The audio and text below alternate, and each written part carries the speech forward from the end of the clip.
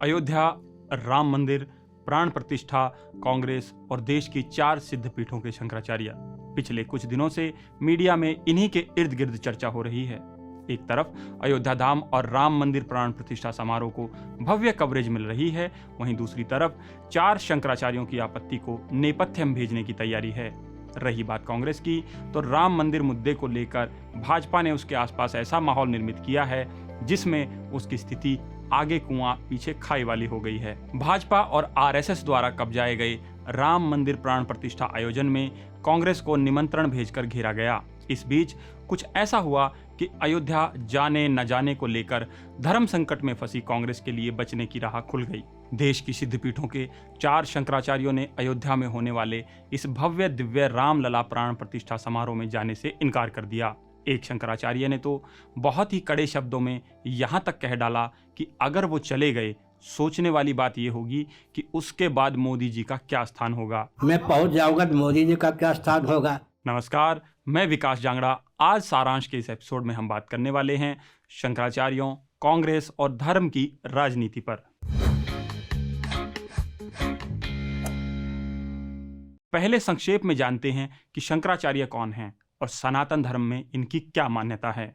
शंकराचार्य हिंदू धर्म में सर्वोच्च गुरु का पद होता है, जैसे बौद्ध धर्म में दलाई लामा और ईसाई धर्म में पोप का स्थान है। इस पद की शुरुआत आदि शंकराचार्य से मानी जाती है, जो एक दार्शनिक और धर्म गुरु थे।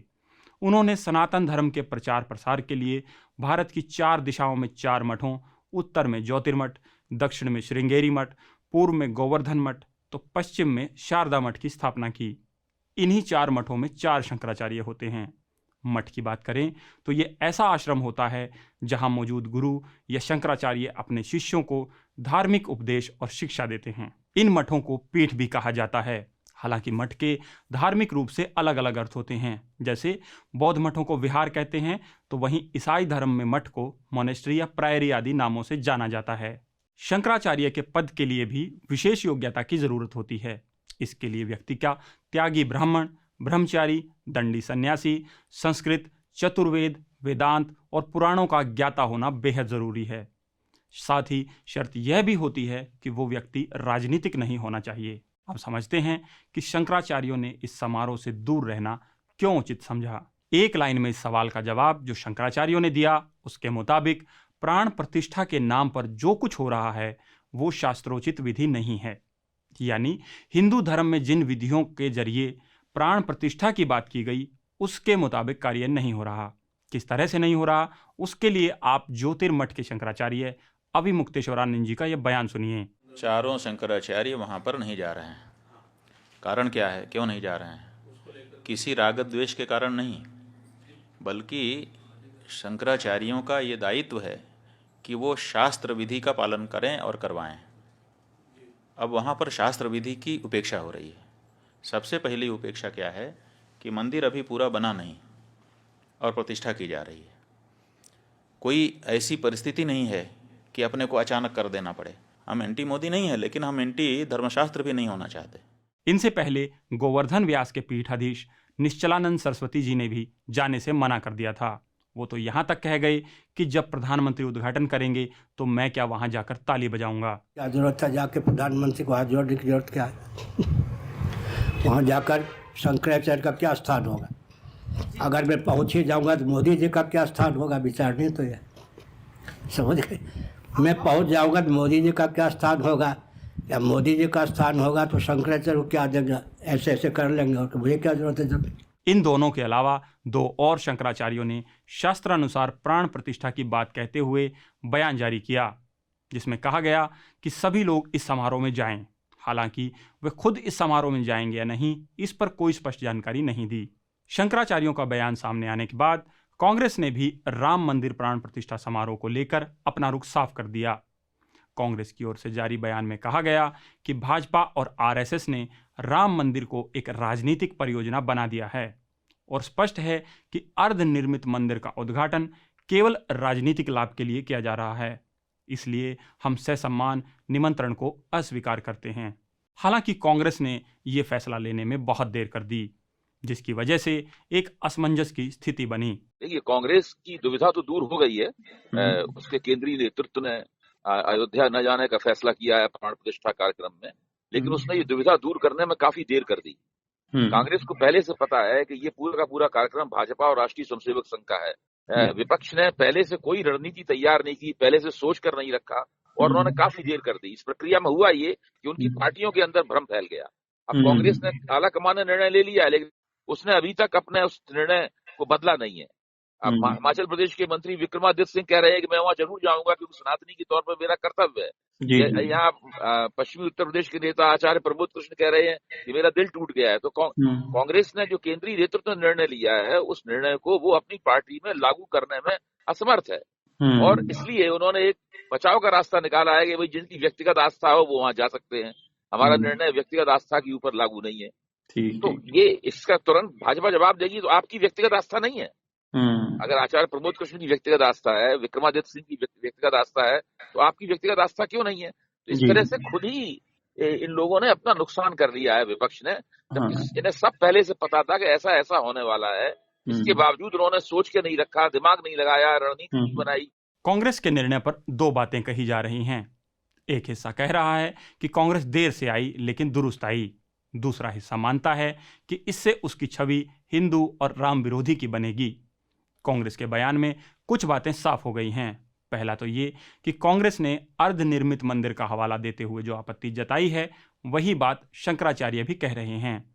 दूसरा, वे नहीं चाहते कि राम मंदिर प्राण प्रतिष्ठा के इर्द गिर्द बनाए जा रहे माहौल में कांग्रेस हिंदू आस्था और भगवान राम की विरोधी दिखाई पड़े, जैसा कि उन पर पहले भी आरोप लगाए जाते रहे हैं। तीसरी और सबसे महत्वपूर्ण बात यह है कि कांग्रेस ने आस्था और राजनीति को अलग अलग माना है। हालांकि भाजपा ने इस बार भी उन पर धर्म विरोधी और खास वर्ग की राजनीति करने के आरोप लगाए। कि हर ऐतिहासिक अवसर का विरोध करते करते कांग्रेस ने आज भारतीयता के श्रेष्ठतम मूल्यों के प्रतीक भगवान श्री राम के मंदिर की प्राण प्रतिष्ठा का बहिष्कार करके यह दर्शा दिया है कि उनके लिए राजनीति, और राजनीति में भी कट्टरपंथ की राजनीति, हम किसी समुदाय की बात नहीं कर रहे हैं, कट्टरपंथ की राजनीति अधिक महत्वपूर्ण है और राष्ट्र के आदर्श और प्रेरणा कम महत्वपूर्ण है। इसके जवाब में कांग्रेस ने कहा कि वो किसी को धर्म का ठेकेदार क्यों माने। एक राजनीतिक कार्यक्रम में मेरे और मेरे भगवान के बीच में एक राजनीतिक दल के कार्यकर्ता बिचौलिए बनकर बैठ जाएं, मैं ये बर्दाश्त क्यों करूंगा?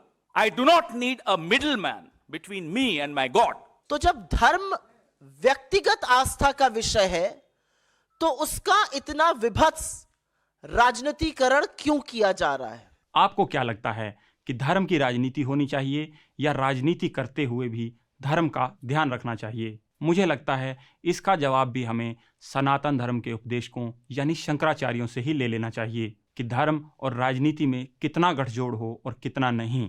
हमारे यहाँ ये रहा कि राजा अलग होता था और धर्माचार्य अलग होता था।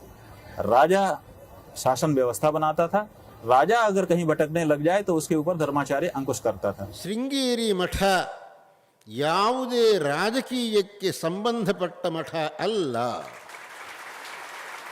ಶೃಂಗೇರಿ ಜಗದ್ಗುರುಗಳು ರಾಜಕೀಯಗಳಿಗೆ ಅತೀತವಾಗಿರತಕ್ಕಂಥವರು.